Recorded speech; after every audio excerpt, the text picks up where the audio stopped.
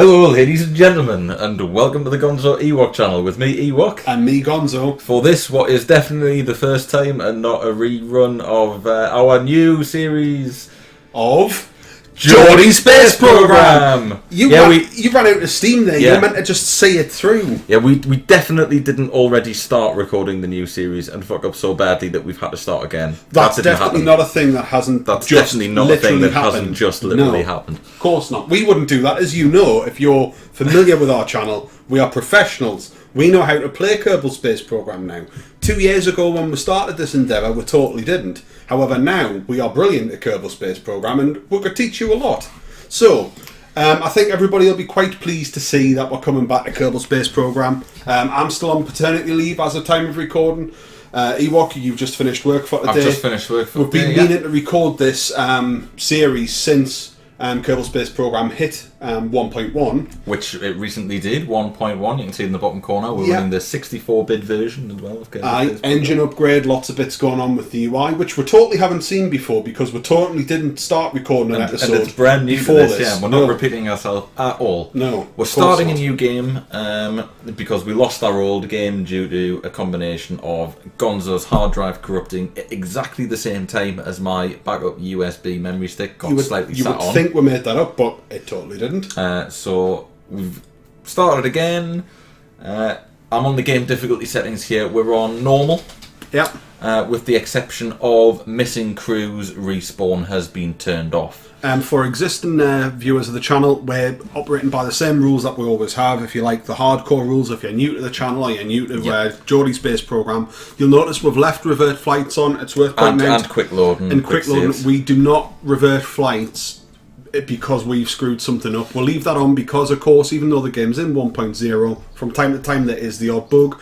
We may have experienced a bug when we were doing some previous recording before this first episode. If we've done some previous recording, which we certainly didn't. There may have been some bugs. So we'll leave that on purely so we're not being punished by bugs that are within the game itself. We don't use that to try and go easy or to make things absolutely any better for us. It's as hardcore as it can get without turning down the default science and rewards and things like that. So, I mean, for example, and I mean, this wouldn't happen to us because we didn't record and because we're also professional at playing Kerbal. If we'd recorded an episode which we then accidentally scrapped, and then say something weird happened, like the right mouse button stopped working, something like completely random like that. Exactly, yeah. I mean, then that could be the case where we would use it in that situation. And I think the other thing is as well, we definitely wouldn't use it if you killed 3 Kerbals in 4 launches.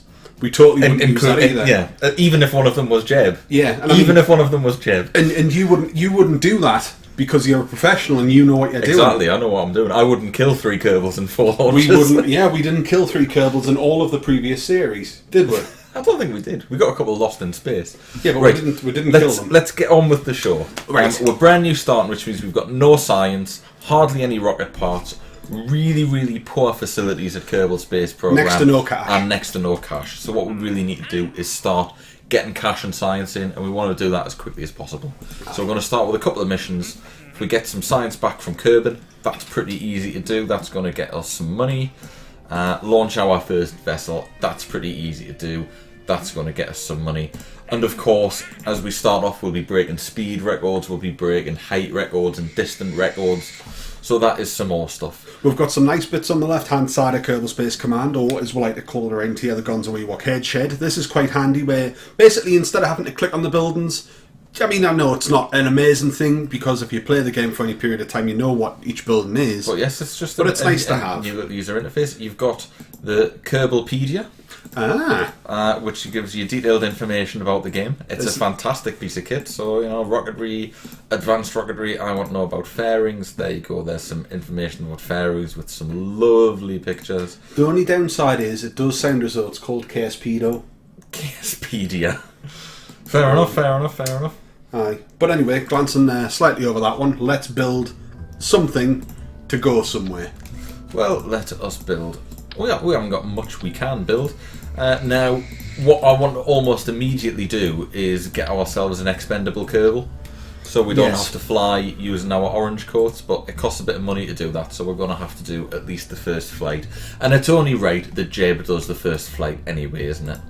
Yeah, certainly after he could have possibly been killed in an alternative past.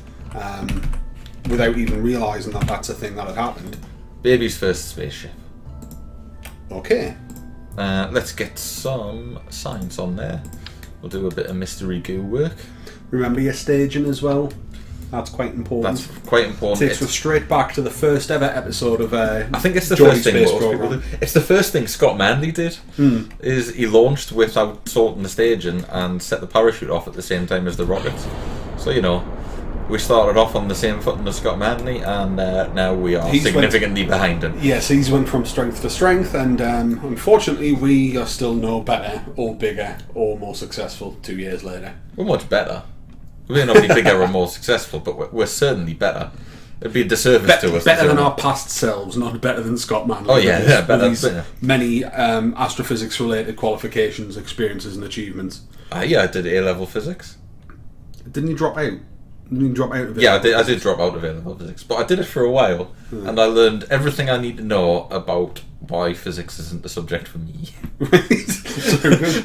I was always tempted by it. I always liked the theory of physics, but it's the math side of things that put us off. And that's all you do at A-level. Yeah, our old maths teacher, you could mock him all you wanted, but you know what? He did a very good thing to me, because I spoke to him and I said, I really want to take physics because I enjoy it. And he said, Gonzo, he didn't call us Gonzo obviously, but he said, Gonzo, you know what? It would be great to have you in the class, but you'd absolutely hate it because it's all maths, and I know that that's not your thing, so please don't. Just buy some physics books and read them. And similarly, what he said to me was, you're a dosser, stop wearing me windows out, get back to work. He used to say, you're a dosser, and that's with a D, not a T, mate. Because apparently that's all you needed to do not to get disciplined. Aye, of course. You're a total danker. Arsehole. Gid. Kid. Right, okay then. That went in one piece. Are we going to take some science while we're still technically count as flying? Oh yeah, good plan. Because you get slightly more, don't you? Aye, just pop one of them. And that was quite a bit of an action camera going on. And then we'll get one unlanded as well. We'll give it a little rotatey. Rotaties? I did an EVA instead of an IVA instead of an EVA. You're giving it some rotaties. I'm liking this. I'm going to give it the old rotaties. Give it the rotaties. For everybody who is not Geordie, rotaties would translate as an uncooked potato. Uncooked potato, yeah. Rotaties. 21.2 science, giving us a grand total of 31. That's quite nice. We must have got an extra 10 from doing the thing with the Kidgy Butch. We've got 135,000 now. That's nice. This is all good, and we can tick off the contracts that we've done. So we launched our first vessel, world first milestones, we broke some speed records, we broke land distances and altitude records, we splashed out in the ocean, we've returned at the surface, we've performed our first crew mission, lots and lots of good stuff there. Gather scientific data. When we got to page 9 of your report, we thought you might be stalling. We are starting the launch countdown now. That makes no sense to me, but okay. Alright, spend some science? I think so. Should we also buy ourselves a little space monkey? We'll buy ourselves a space monkey, yeah. Just on the off chance that something you build explodes on the launch pad or falls apart, or perhaps has some solid rocket boosters that shear off and thus destroy the parachute when they leave, it might be worth us getting our hands on a particularly courageous but stupid pilot. Now I'm looking at Corson Kerman. He's both very stupid, he's an engineer, and very brave. We need a pilot. Bollocks. So it's going to have to be Tanford, who is not very courageous, but he is very stupid. He's as stupid as you can get. Tanford Kerman. Tandorf. Oh, Tandorf. Where was I getting Tanford from? It's the right letters, the wrong order. Tandorf, he's so stupid we pronounce his name incorrectly. Okay, right. Tandorfy oven, we'll take you. We'll take Tandorf. We'll have a look at mission control, see if we've got anything there. Now, you certainly wouldn't want to try something like hauling that into flight at a certain height above Kerbal. Why not? Because you, in theory, could build something that would... Test the stack decoupler while landing. I'm pretty sure even I can manage to do that while landed. I can sort that. That's a quick $5,000. Okay, so we're doing a little bit of a testy here. It's a quick $5,000, and what a testy. A testy. And who will be our testes? Well, I think we both know that. It was a testicles joke. I know, I just kind of rolled with it. Oh, okay. So, So by the end of this episode, how do you like this for a challenge? Can you break the atmosphere of Kerbin by the end of this episode? Can you do it? maybe. Okay, because in theory, if you were previously recording an episode and had sort of set out your stall, that's what you were going to do by the end. That might have been a challenge that I would have accepted myself, or given myself. And then, of course, if you had accepted that challenge and then killed 3 people in 4 launches, I suppose it's fair to assume that in the future you might not be as bold in making those kind of claims about breaking the atmosphere. So am I to assume that you don't want to try breaking the atmosphere just yet? You want to get some cash to try breaking the atmosphere. And I don't mean like in the way that I tend to break Kerbals. I mean escaping it. You mean, yeah, not smearing it over a wide area, actually penetrating it. Hang on, there's some science. Woo! There's a contract completed. How exciting was that? We've made the world's most expensive whack-a-mole. This is it, ladies and gentlemen. This is what you can expect from the thrills and spills of Geordie Space Program. It's the cutting edge of Geordie science. We've made a very small lift that works once. Hey, but you know, we got $5,000. Jeb survived. I said Jeb out again by mistake. Again, you wouldn't have done that in the first place. Warp the next morning, that's always been something that you can do on but now Warp the next morning is a button that's available anywhere. You can always warp to the next morning. That's handy. It's great if you want a bit of light. I don't know how it works in space. Can you do it in space? Surely you can't do it in space. Morning in space is relative. Yeah. I suppose maybe if you've got a particular celestial body selected as a target, that button might somehow move things around until you've got the light side, but then that could mean that you're skipping years, never mind a few hours overnight. Test the Flea solid fuel booster at the launch site for another $5,000. We can do that. But it pays for us to have that and take it with us. Another stack decoupler landed at Kerbin. Well, we can do that again. Jesus.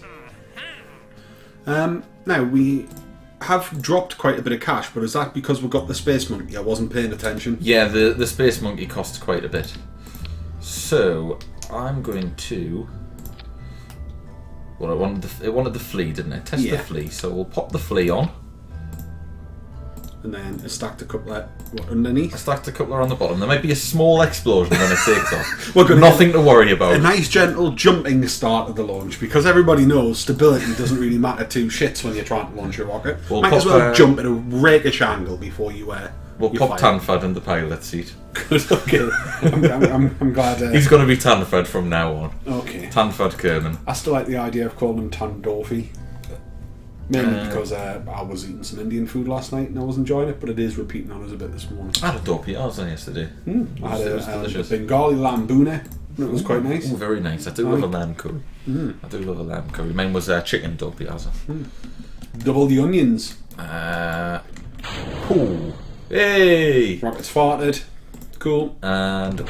Oh, it didn't explode. Excellent. I do love it when things don't explode. I love it almost as much as when things do explode. That's even better.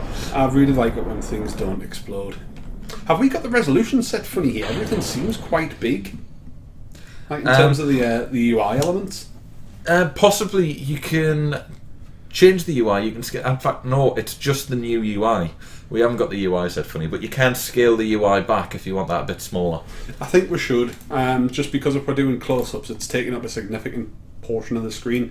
Actually, you know what? Let me know in the comments. We'll be recording a few episodes today, I'm sure, but let me know what you think in terms of the UI. Is it too big? Do we need to make it smaller? Do you want to be able to see the UI so you know what we're doing, or do you want it scaled back so you're just watching us crash the rockets in glorious 3D? Yeah, let me know. Oh yeah, one of the things you can do is like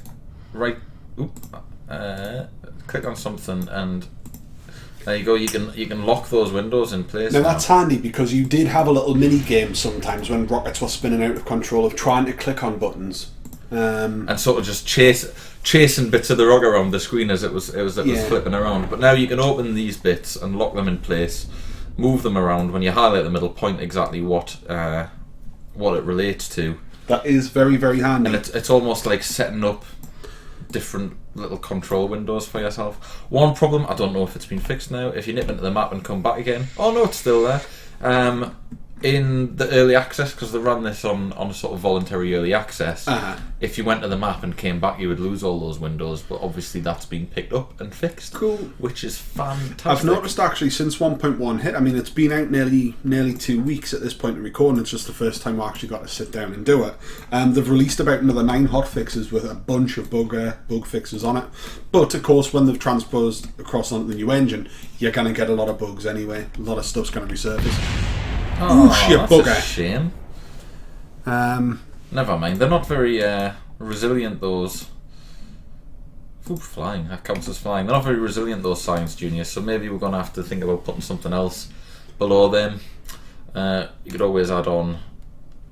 Now, apparently one part that has been introduced, I don't think it'll be a basic part, though, is an inflatable heat shield. Yes, apparently so, an inflatable heat shield. That would be quite good if it gives you a bouncy quality to the rocket when it hits the bottom. That would be quite nice. We'll have to check it out when we eventually get there on the old Science. If we haven't already, we should collect that debris in. Yeah, okay, you're on it. Just because that's where the Science was, I think. Yeah, one of them's a Science Junior, so... the Mystery Goo, sorry. We lost the Science Junior. Shame we lost the Science Junior, but we're still moving in the right direction in terms of money. We're still moving in terms of science. We are slightly out. What I might do is just quickly pop something on the space plane hangar. Aye, Get that's a some good more idea. science there. Science vehicle. Cool. Now, that's what we could stick a service bay below a Science Junior. That would probably help absorb some of the impact. It might seem a little bit cheesy to do this, but when you're starting off in career mode, it makes sense to build something and put it down on your launch pad, put it down on your space plane hangar's runway. Even just building something that you could even roll down off the launch pad into Kerbal Space. Yeah, I mean, Space every individual building in Kerbal Space Program counts as its own biome, plus you've got the generic Kerbal Space Centre biome between the buildings. So there's quite a bit of science you can farm just within your starting location. And of course, every new piece of science equipment you unlock is a new piece of science you can get. So if you're brand new to career mode, it's a good, easy way of getting your hands on science. It can come across as a little bit scummy, but the logic that I use is you're going to collect all that science at some point anyway. We've talked about it, and we've been recording KSP now for over 2 years, and something I've always talked about is at some point I'd like an episode where we build a little rover or a little car and we drive it around collecting the science from the different locations. Do a little, if you like, a ground tour of the head shed there, get around Space Command. I think we're a little way away from we are. rover tech, We need rover tech, but we should do that. Get that done. Something fairly safe. Apparently, there's been a lot of work on the wheels as well. Wheel modules and what have you. Wheels behave much more sensibly now. Yeah, I saw Scott Manley doing donuts. Getting properly drift now, as opposed to just building something that, in theory, just tips when you try and steer it. Do you think it's time to try escaping the atmosphere? I don't think there'll be time for that for at least 3 hours. 3 hours of video, but I think we should give it a go anyway. We'll see how it goes. I mean, I'm playing by ear here. What I like to do is practice a bit between episodes and try out different designs and stuff like that, but we're just totally winging it here, to be honest with you. Now your tune has changed here, because the last time we got together a couple of weeks ago to record some episodes of Prison Architect, and actually just before we started recording today, I'd said, "Oh, so you played much KSP? Can you get your eye back in? You know, honing those pilot skills?" And you said, "Oh yes, well I've been working on a couple of designs and things are going okay." Yeah, but I can't remember what they look like. Right, it's now. That suggests to me that's quite a worrying thought process, because that's suggesting that your approach to rocket science is what things look like. I can't remember what they look like. What I'm more interested about is, well, what sort of engines did they have? How were they configured? How was everything put together in a nice salient package that's going to work to deliver our payload of Kerbals to where we need them to go? And instead you're going off, I cannot remember what they look like. Never mind what they were for or how they worked. That'd be such a funny, this is how I operate. This is my process. Oh dear. Okay. Well, frankly, if anybody was watching one of our previous series, they would have known that for all that bitch and moan and complain, I'm not a very good player of Kerbal Space Program. I think it was episode 11 or 12 of possibly our previous series where you'd thrown down the gauntlet and challenged us to try and do something fairly simple. What, and you nearly bankrupted the space program? Yeah, I destroyed 3 quite sizable rockets that costed many hundreds of thousands of Kerbal bucks each. The worst thing is, you picked one of the designs that we built, and you went, I seem to remember that this design was fine, and I knew fine well before you took off that was one of the more explodey of our designs. It had never successfully taken off. And then it blew up and you went, oh, I don't know what happened there, but there's definitely nothing wrong with the design, so I'll give it another go. Yeah, it destroyed the launch pad in the process. We did, the launch pad blew up. That's what cost the money. Right, we don't want to make sure we've got Tanford in it. Okay, so I mean this is quite a big rocket. Oh, it's too big. It's too big, right. It needs to be 18 tons or less, so... Oops, accidentally opened the KSPD up there, so we'll start by dropping that. We're at 21 tons. I might just wonder why it's so heavy. Drop some solid fuel. Just out one of them. It should even up because they're... Oh, yeah. Nice. So if I drop some solid fuel, that's 18.5 tons. Okay. It's an interesting manoeuvre, I grant you. Just a little bit more. Oh, went green there for a second. There we go. We're going to have to launch with that. Well, it doesn't need any oxidizer in, does it? Well, it doesn't have any oxidizer in. The liquid fuel.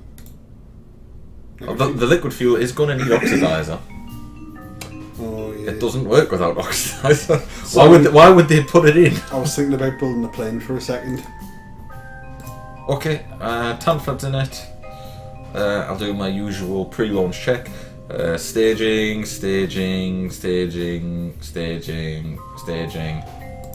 Looks alright to me. Nice.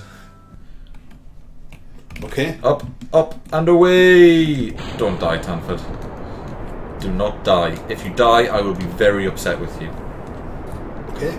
Okay, so it's moving. Doing myself a gradual turn. Don't want to turn too hard. Because it will flip like a bitch. We haven't got struts. That's a shame. Yeah, it is a shame that we haven't got struts. See, everything's kind of bowing ever so slightly. Yeah, this ain't gonna go anywhere near breaking atmosphere. It's got you some speed up though. Oh well, debris took care of itself going by that explosion, I think. Oh yeah, this is gonna break atmosphere. Yeah, that's not bad, you know, mate. Yeah, but he may not get back down alive. Right, we'll go to 80. We're going to be coming in very steep, which is not good for heat. So what I will do is try and even out. Oh, I like it, I see. So you're going to push a little bit once we reach atmosphere. Yeah, so I mean, this is a horrendously inefficient launch, but if we were trying to go anywhere, we've just wasted a lot of fuel on that launch. But we're not. We're just trying to go up. Yeah. And that's fine. Going up is fine. We've done that. And we've broken a few records. We should break some more. That's the best part of 30 grand we're being given there. That's not bad. So when we hit orbit, not orbit, when we hit space, about 70,000 kilometres, what I'll do is try and even this out a little bit. Meters. 70,000 metres, not 70,000 kilometres. That's 70,000 kilometres would be a long distance. way away. Yeah, about 70 kilometres up. Nice. Okay then. So that's burning through our fuel at an astronomical rate there, but we'll just use it all. Yeah, bringing down that angle quite nice. It's still quite sharp. It's still quite sharp. Not as sharp as it was. Who knows if he'll make it, but in the event that he does make it, we'll bring some science back. Now, we appear to be using quite a bit of the electricity there as well. Oh, I'm saying quite a bit.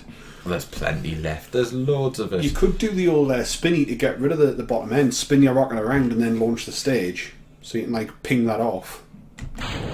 There we go. That's a nice little tip. See? Now that's nowhere near it. That'll burn up by itself. Right. I do quite like that as a tip. I suspect your infant daughter is home. She is. If you can hear that, ladies and gents, that's my daughter's YouTube debut. It'll be a bigger star than her dad. I'll probably not pick up because we've got the directional settings on the mic. Well, we can hear her quiet in the background. She's must have getting back from being weird and just probably after something to eat. It's trying to spin. It's trying to spin. This is a problem.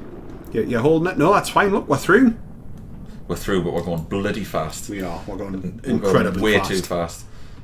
Fortunately, there's not really much we can do about No, that. it's fine. We're not going way too fast anymore. Okay. My bad.